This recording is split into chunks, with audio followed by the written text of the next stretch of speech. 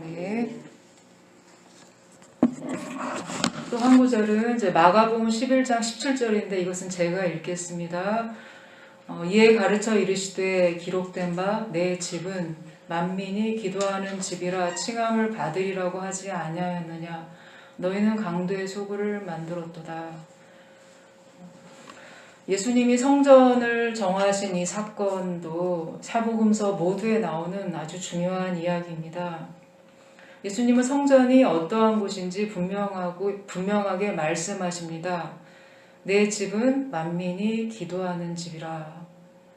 네, 성전이란 그리고 교회란 죄인이 하나님께 나와서 기도하며 만나는 곳입니다.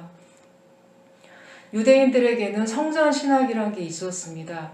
네, 성전이 바로 하나님이 계신 곳이라는 그런 믿음이죠. 원래 하나님은 출애굽 광야 시기에 아주 소박한 성막에 계셨죠. 이동식 텐트입니다.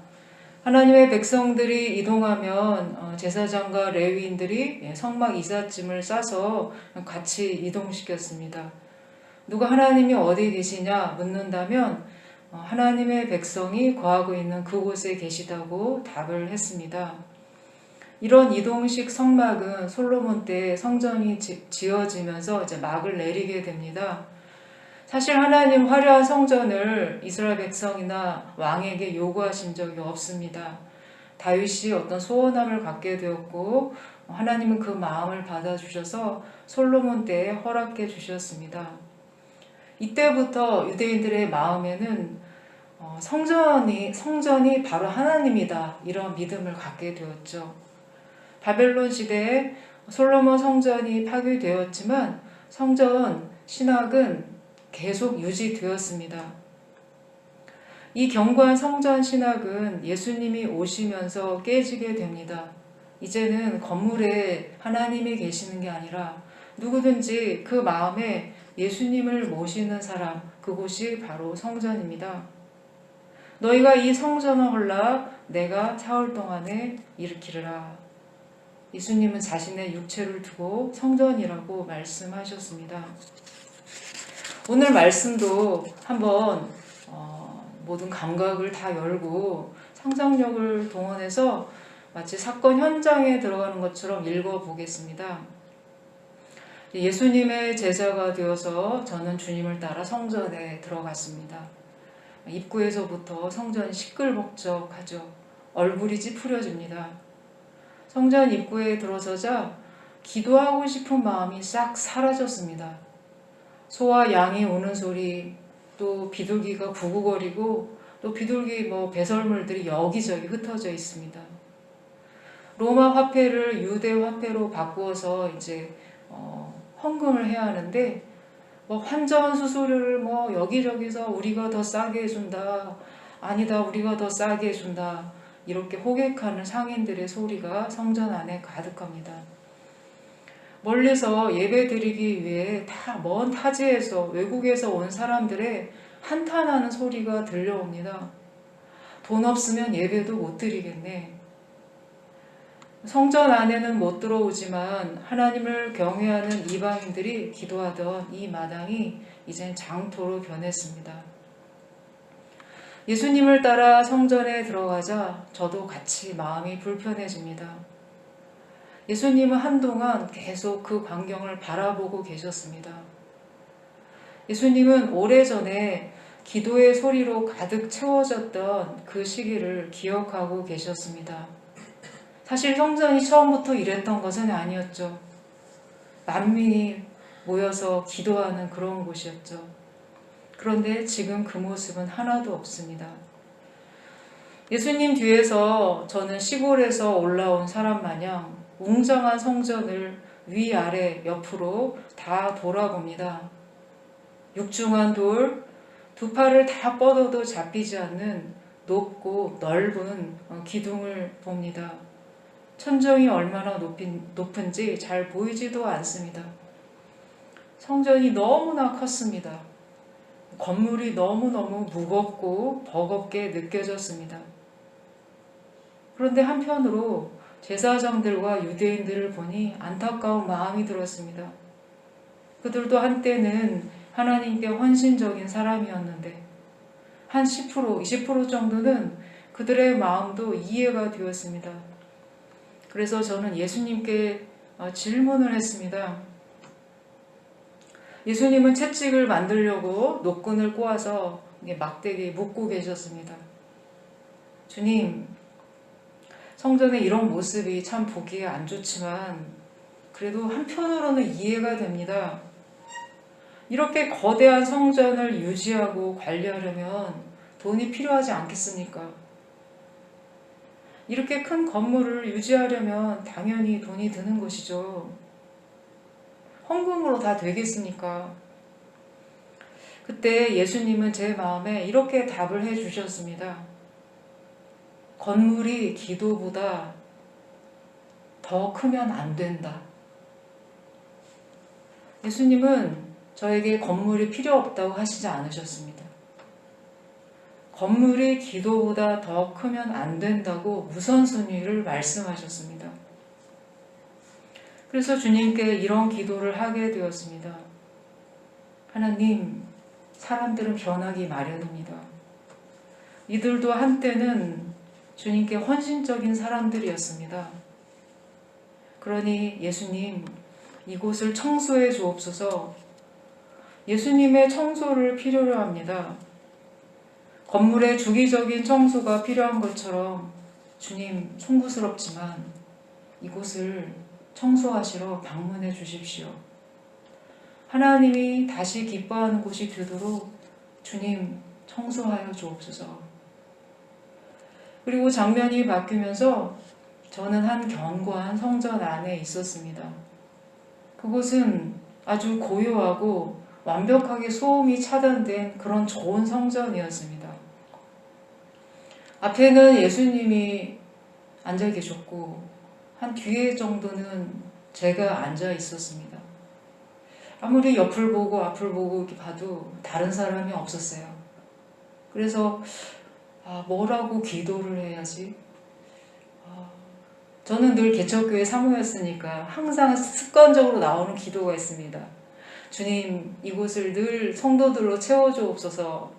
그래서 저 처음에는 주님, 이 성전을 많은 사람들 채워주소서 이렇게 기도를 해야 하나?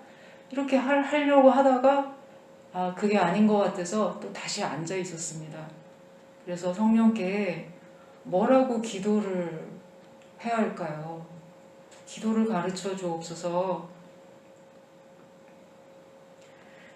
그리고 이제 하루 종일 하나님께 가르쳐 달라고 했는데 별로 답이 없었어요. 하지만 그 장면이 늘 제 마음에 있었습니다. 아주 고요한 성전. 예수님이 앞에 계시고 나는 저 뒤에 앉아 있고 그 이미지가 하루 종일 떠나지 않았습니다. 그리고 어제 저녁 자기 전에 깨닫게 해주셨습니다. 그곳은 바로 내 마음의 성전이었어요. 세상의 소음이 완벽히 차단된 곳. 그리고 거기에는 예수님이 계십니다. 언제든지 내가 원하기만 하면 나아갈 수 있는 성전이 내 마음 안에 있었습니다. 그래서 이런 기도를 하게 되었습니다. 주님, 이 성전에 자주 오게 하옵소서. 마음에 혼란스러움이 생길 때마다 예수님을 찾게 하시고 예수님을 만나게 하옵소서. 예수님은 교회가 어떤 곳인지 한마디로 요약하고 계십니다. 내 집은 만민이 기도하는 집이다. 어떤 죄인이든지 상한 심령을 그대로 가지고 나와서 회개하고 죄를 씻는 곳이 바로 성전입니다. 이것을 방해하는 그 어떤 것도 하나님은 용납지 않으십니다. 그래서 그 화려한 성전을 다 파괴하신 것이죠. 그리고 이제는 자신이 성전이 되셨습니다. 그래서 이 시간에 한번 그 마음 안의 성전 안에 들어가는 것, 그것을 한번 훈련해 보면 어떨까 합니다. 잠시 눈을 감으시고 혹시 마음에 어떤 걱정거리나 또 혼란스러운 생각이 있다면 주님께 잠깐 올려드리고 더욱 마음 안에 깊이 들어가십시오.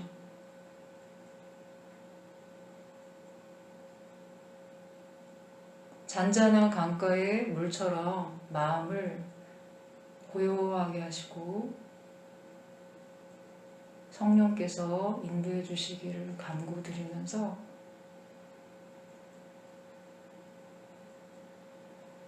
마음의 성전으로 들어가십시오.